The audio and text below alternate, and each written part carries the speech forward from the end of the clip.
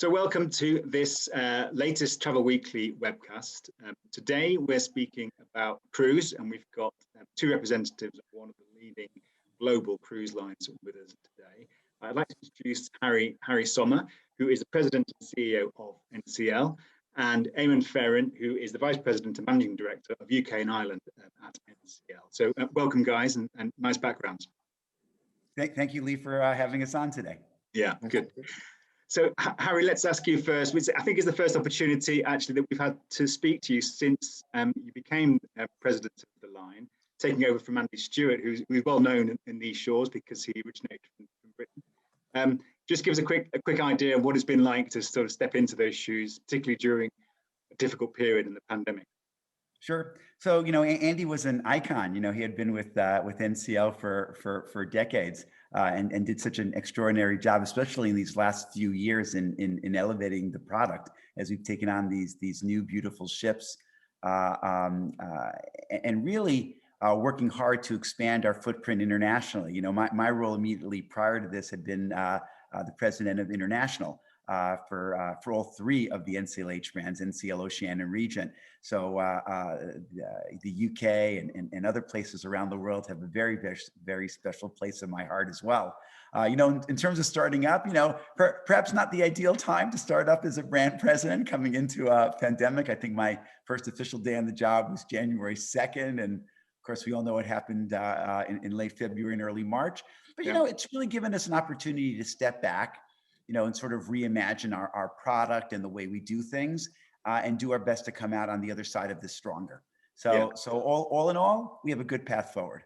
I guess, given the business numbers at the minute, the only way is up as well. So, you can only get better. Sure. The year-over-year comps look very good right now. We're talking today with very positive news, actually, although it's been a very challenging year, as you suggested. But yesterday you announced your return to sailing. We've got the date in the diary, July the 25th. Just explain briefly what the plans are for July 25th and what we can look forward to. Sure. Thank you, Lee. For us, we've been working very hard since, I'd say, mid-February, when prevalence in many of the countries that we work in, especially the US and the UK, started coming down and the vaccine rates started going up, to sort of take a look around the world and figure out where is it that our guests want to cruise and where is it that they can cruise safely. Two separate things, but of equal importance. In a typical year, NCL puts 8 of its 17 ships in Europe in the summer. So clearly it's our #1 destination because it's over half of our ships. And our #1 destination within Europe is the Greek Isles, where we normally would have 3 ships in the Greek Isles, 1 out of Athens, 1 out of Rome, and 1 out of Venice. And we go, okay, if this is our #1 itinerary, right? The Greek Isles, the #1 itinerary for NCL, that's where our guests want to go. Let's see if we can start up there. And then similarly on the United States side, which is a bit more American centric, we looked, where is it that Americans want to go, not starting from a US port. And the 2 largest destinations year in, year out for Americans in the Caribbean are Punta Cana and Montego Bay. And we said, okay, great, let's start up a ship from Punta Cana and Montego Bay. So we started reaching out to the governments in mid-February. I had calls with the tourism minister of Greece. I flew down to the Dominican Republic to meet with the president. We talked to the tourist minister in Jamaica, and we started a dialogue. And it took us a few weeks to get to the other side of it, but everyone was thrilled for us to come back. So we had a great combination of great destinations, fantastic product, and the countries wanting us to come. And then on top of that, we layer in what we consider to be the absolute safest vacation experience, not the safest cruise experience, the safest vacation experience bar none. We're going to require every one of our guests to be fully vaccinated before they board our ships. We're going to test guests before they get on the ship in the terminal, and then we're going to test them again before they go home. We've increased the protocols on the ships. We've upgraded our filtration systems. We hospital grade HEPA filters. We've increased our medical facilities. We have ICU wards, quarantine cabins, increased sanitation, social distancing, shore excursion bubbles, non-self-service buffets. Everything you can possibly do, we've done it. Lee, our goal, simply put, is to make our cruise ships the safest place on earth, and that's what we've set out to do. Maybe you've been working really hard on those protocols. We'll come back to those in a minute. Can I just bring Eamonn in at this point? great news that there's been deployment announced in Europe and in the Caribbean. I'm sure British cruisers will love that and will want to try that out. Sure. Nothing in the UK yet. No UK departures, and actually, interestingly, no domestic UK sailings, as many of your competitors have announced, because taking advantage of the fact that those will be allowed. Are you looking at that, Eamonn? I mean, as the UK representative, I'm sure you would like to have UK presence.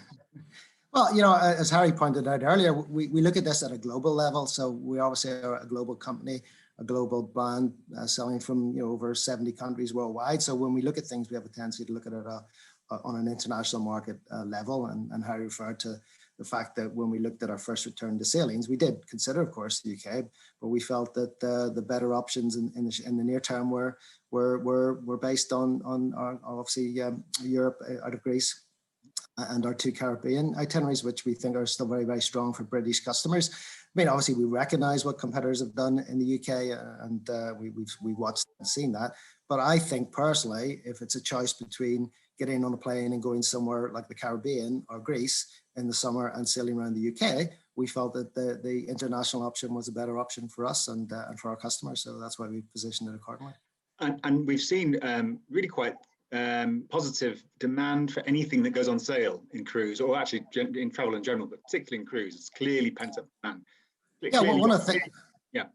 Sorry. Yeah, one of the things that we've seen, which is so encouraging, right through, even all the way through the pandemic, is there has been huge appetite from the UK customers to book a cruise. And actually, our 22 and 23 business has been absolutely outstanding despite the pandemic. Well, obviously, where we were seeing a little bit of reticence was around near-term cruising. So obviously 21 because of the restrictions and the various issues involved. But in reality, that fundamental demand and appetite to go cruising with NCL has been absolutely shown in the numbers we've seen. Now that we have these 3 new itineraries to announce, and more to come along as we progress through the season, we're really super satisfied by the level of demand we're seeing. We're seeing customers booking some of these new itineraries, and we're super pleased with that. Obviously, some of it is constrained by the flying that exists today, but again, our view is over time that will improve as we move forward, as more and more airlines open up to more and more destinations. Yeah, sure. Harry, let's get back to some of these protocols you're putting in. I believe the ships won't sail at full capacity initially. What's the plans around that? Will you start at a certain level to test the safety and then ramp things up as you're happy that it is safe? So Lee, the short answer is yes, but it's not as much on the safety side, because we believe our safety protocols are impeccable. What I mentioned before, vaccines, double testing, everything we're doing on board the ship will allow for this to be a safe experience. So I'm a little bit less worried about ramping up occupancy because of safety. It's really more about guest experience. So, if you think about this, by the time we get started in July, it would have been a full 16 months since any of our crew served guests. And they perhaps are just a little bit out of practice. So what we'd like to do is have a slow ramp up. We're actually going to operate 2 simulated cruises prior to the first cruise on July 25th. The first simulated cruise, which will be primarily have our employees and travel partners and other vendors that we work with on board, will be at 25%. The second one will be at 50%. Then we'll start our first passenger cruise on the 25th of July at 60%, and then slowly ramp up. So this is a little less about safety and more about assuring an outstanding guest experience. Yeah, and this obligatory vaccination protocol that you're putting in, I can see that's going to clearly work, especially in the older age groups. In the UK, we're seeing something like 90% uptake rates of vaccines. So for that older age group, which is a good cruise demographic, that no doubt won't be an issue. But once you get down into the lower age groups, and particularly children who aren't being vaccinated at the minute, it's likely that far fewer people will be vaccinated in those age groups. So how do you make sure that people are vaccinated in those lower age groups? Lee, it's a good question, and I want to look at it from a slightly different perspective. It's not so much about what percentage of people within each age group is vaccinated, other than children, which I'll address secondarily. Yeah. But at least for the group that can be vaccinated 16 plus, it's more about the age group that wants to be vaccinated. So, we stood up a study just last week in the United States, and we asked 500 of our past guests from all age ranges, from 20 up to 90, how many of you have at least received your first vaccine, meaning that they'll be fully vaccinated, worst case in 3 to 4 weeks from now? And 70% answered yes. So, people that want to travel are much more likely to be vaccinated than people that don't want to travel. And I think while our study was limited to the US, I'm imagining it's the exact same situation in the UK, that people who are more active and more interested in doing things like traveling will find a way to get themselves a little bit earlier in the line and not be as perhaps vaccine hesitant or whatever the right term is. Children is a little different story. Clearly, currently children under 16 can't be vaccinated. And it was a difficult decision we had to make because, children is a core part of who we are. And we certainly are by no means making this a permanent decision. The policy that we announced is only for cruises that start on or before the 31st of October from 1 November forward. We're hoping to readdress this and be in a much different place in this pandemic in July or August so that we can have perhaps a slightly looser interpretation come 1 November. But for this initial period, let's do this 100% safe. We were hardened, that's a EART, hardened by the announcement Pfizer made last week that their vaccine is safe and effective for children 12 to 15. So, and no doubt they're going to go for FDA and EMA and UK approval in the next few weeks. So it's possible that children 12 to 15 will be able to be vaccinated sometime late summer. Certainly that's the plan. So we'd love to welcome them on board. And for children under 12, currently no path forward, at least for this initial period. And we're sad. We'd love to welcome everyone, but we really have to focus on safety. We want to do this right. We want to have no COVID cases. We want to show the world that this is the safest place to vacation, and we will. Yeah, I guess, Eamonn, we've spoken to you in the recent past, and I know the vaccine rollout has been a very positive aspect from your perspective, and there's nowhere, there's very few places better than the UK at the minute in terms of getting that vaccine. So you continue to be positive about that. Oh, totally positive. I think echoing Harry's points there. I mean, certainly the markets that we represent, I represent, the UK has been storming. We're 37 million doses and building. A number of 5.5 million have had the full dosage, so it's 8% of the adult population. It looks like every adult in the UK will have been offered a vaccination by July, probably early July. Not everyone will have a second one, but certainly the older age groups, to your point, 50 plus, which is the core one of the core demographics for cruise, will have been probably almost certainly fully vaccinated by that period. So we do see strong demand coming from that group for these cruises that we put on place. But to Harry's point, we obviously have to start somewhere, and we've started with this ironclad view of safety, and we'll start there and we'll build from that. So we're very, very, very pleased with that rollout. Also, Israel, for instance, doing exceptionally well, and many of the Middle East areas also doing very well. Gibraltar, I think, is number one, actually. This is interesting. It's fully vaccinated, I believe. And the USA, of course, is catching up very, very quickly. And also their rollout's going very successfully. So all in all, we see a bright future here. And as I say, our boss, both of our bosses, Frank Del Rio, says the one thing he doesn't worry about is demand, because we see demand is absolutely stunningly strong for cruising. They want to go cruising, they will go cruising, and we're here to show them a great time on our ships and our service. No, that's great. And Lee, I'll just point out, we shouldn't be uber focused on 25 July. 25 July is important. It's a real milestone, but that's the first cruise. So I think if you look at this from a little longer term, certainly by mid to late August and early September, I don't think anyone believes Europeans won't be able to freely travel. And obviously, I agree, the UK is further ahead, and we're very optimistic there, as Eamonn pointed out, and in Israel and the US as well. But certainly at the end of August or the beginning of September, Europeans will be able to travel to Greece, hopefully much sooner than that. And we stood up an entire season through the middle of November. So if someone doesn't think they'll be vaccinated by the end of July, that's okay. Book a cruise in August, book a cruise in September, book a cruise in October, book a cruise in November. We'd love to take you. Yeah, just I know time is very tight for you guys, and we've got Harry for 20 minutes. So I'm going to wrap up with a final thought from Harry, actually. You talk about, sort of being seen to be safe, and actually you are launching a docu-series, aren't you, about the restart of cruise. So you're going to be very transparent and open about that. How important is that, especially when you see what's happening with the regulations in the US, where, I know NCL believe that you can be safe, but you're still waiting for those sort of that green light from the CDC in the US.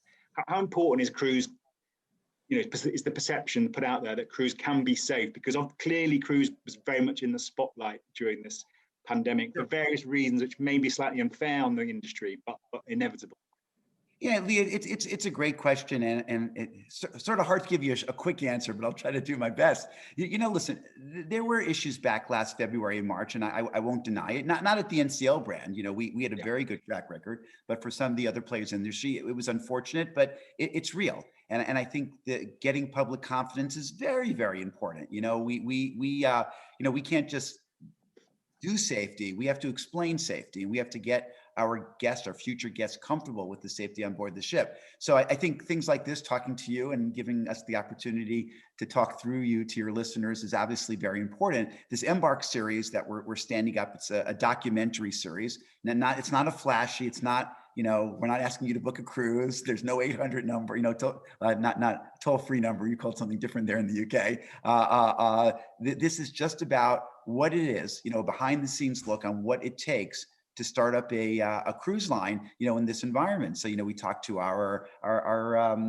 the port of Miami. We have those people on board. We talked to our uniform suppliers, the people that provide us with food and beverages, our entertainment staff, our actual entertainers on Broadway. And we actually, sort of walk through people's stories and the processes that are going to allow us to get up and running. I think people that are avid cruisers and are sort of interested in a behind the scenes look will really enjoy the program. First one airs on the 15th of April, and then we'll be doing probably 5 or 6 episodes 2 or 3 weeks apart. So we're very much looking forward to sharing our story. Yeah, all right, great. And I'm sure a lot of our readers and listeners will be watching those, and I'm sure they're also very desperate to get their customers back into some of those backgrounds that you've got behind you. Well, you better rush. I at the current sales pace, we think the first 2 cruises are going to be sold out by next week. Wow. So okay. if someone wants to go on the 25 July or that first one in August in the Greek Isles, I would strongly urge them to book now. But listen, there are cruises behind it. We're happy to take all the business. Well, that's great positive news, and it's a long time coming, so it was good to hear. Look, I'm going to have to wrap things up there, I'm afraid, and let you get off. But Harry, thank you very much for joining us today, and Eamonn, great to see you again. And no doubt we'll see you hopefully in person in the not too distant future. Thanks. Yes, we look forward to welcoming you on board our ship in the near future. Fantastic. Absolutely. Thanks very much.